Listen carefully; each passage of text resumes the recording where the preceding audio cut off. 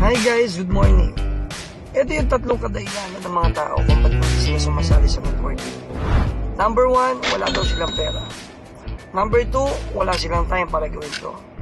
And then yung number 3, wala daw silang masyadong kakilala. Actually yung tatlo na yun, excuses lang yun. Mapatunayan ko sa inyo kung bakit.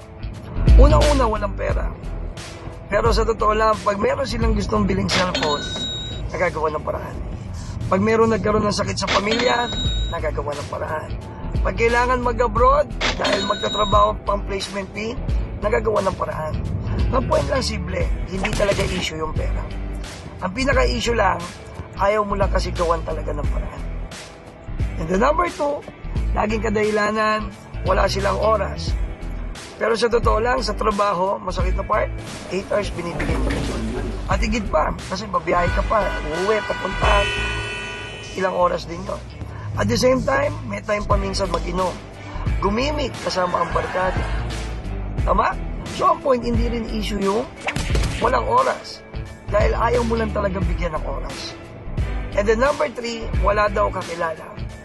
Pero sa totoo lang, nowadays, almost lahat ng kakilala mo ngayon, pag mismo ikaw, meron kang Facebook. At naniniwala ko, lagpas sa 100 yung kaibigan mo sa Facebook. So hindi mo pwedeng sabihin na wala kang kakilala. Ibig sabihin, hindi ka dahilanan talaga ang walang kakilala. Ayaw mo lang talaga gawin.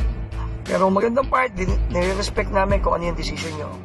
Pero sa totoo lang, kung feeling mo, nasagot ko yung mga tanong mo, pwede ka naman mag-unos. Magandang part, tutulungan kita.